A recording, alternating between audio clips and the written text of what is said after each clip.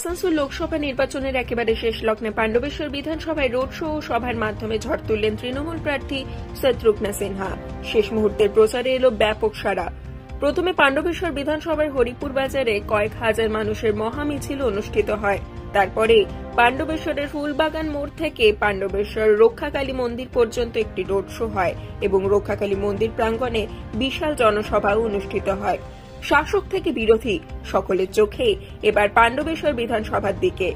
গত লোকসভা উপনির্বাচনে এই পাণ্ডবেশ্বর নিয়েছিল গুরুত্বপূর্ণ ভূমিকা। আজ অর্থাৎ শুক্রবার প্রার্থীকে দেখতে জনতার উচ্ছ্বাস ছিল চোখে পড়ার মতো। এদিন বিধায়ক নরেন্দ্রনাথ চক্রবর্তী বলেন, পাণ্ডবেশ্বর বিধানসভায় কোনো জায়গাতে বিশেষ কোনো প্রচারের দরকার পড়ে না, কারণ আমরা সারা বছর সাধারণ মানুষের পাশে থাকি এবং বিভিন্ন সময়ে এলাকার মানুষ সাংসদকে কাছে পেয়েছেন। তাই এবারও বিধানসভার মানুষ বিপুল ভোটে পাণ্ডবেশ্বর থেকে শত্রুঘ্ন সিনহাকে এগিয়ে দেবেন। থানায় এফআইআর করেছিল নিরুদ্দেশ সাংসদ বলে। বিজেপি ভেবেছে নাকি আসানসোল লোকসভাটা ডাম্পিং গ্রাউন্ড?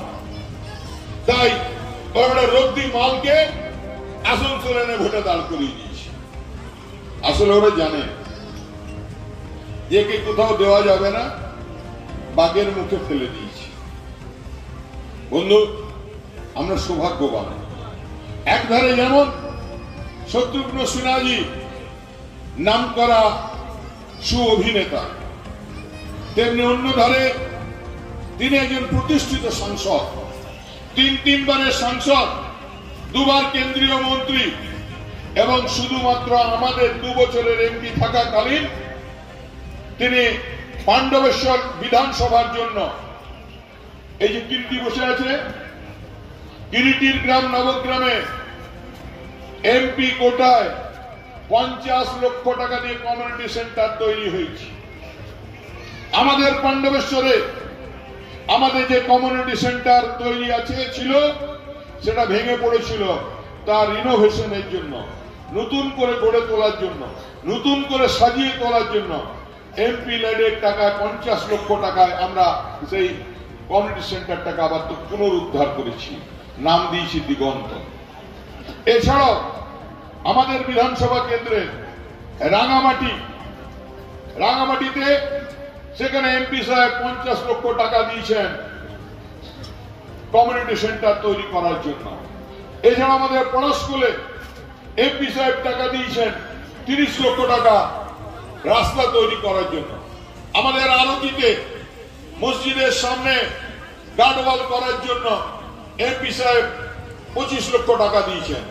এছাড়া আমাদের এই বৈদ্যনাথপুর হাই স্কুলে শতবার্ষিকী ভবন বলে একটা বিল্ডিং তৈরি হয়েছে, তাদের 25 লক্ষ টাকা দিয়েছে এবং গোটা স্কুলকে সোলার এনার্জিতে কনভার্ট করার জন্য 25 লক্ষ টাকা দিয়েছেন।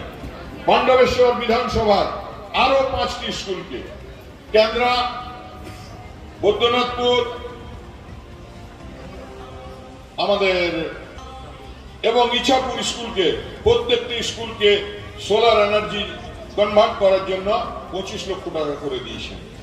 একজন মানুষ এই দেওয়ার তালিকা দিলাম, শুধু তালিকা দেওয়া নয়, যেদিন শত্রুঘ্ন সিনহাজির ট্রেনিয়রের বাংলা কি মমতা বন্দ্যোপাধ্যায় দ্বিতীয়বার তাকে আবার প্রার্থী করলেন, সেই দিন তিনি আপনাদের যেমন এই ছেলেমেয়েরা আছে, রবীন্দ্র বৌদির যেমন নাতি স্কুলে যাবে, বছরের শেষে মাস্টার কি রেজাল্ট করলো, রেজাল্ট শিটটা দেখাও, তেমনি শত্রুঘ্ন সিনহাজি তার মাস্টারতে, তার জনগণকে, তার জনতা জনার্দনকে রেজাল্ট শিট করে দিয়েছেন বই করে।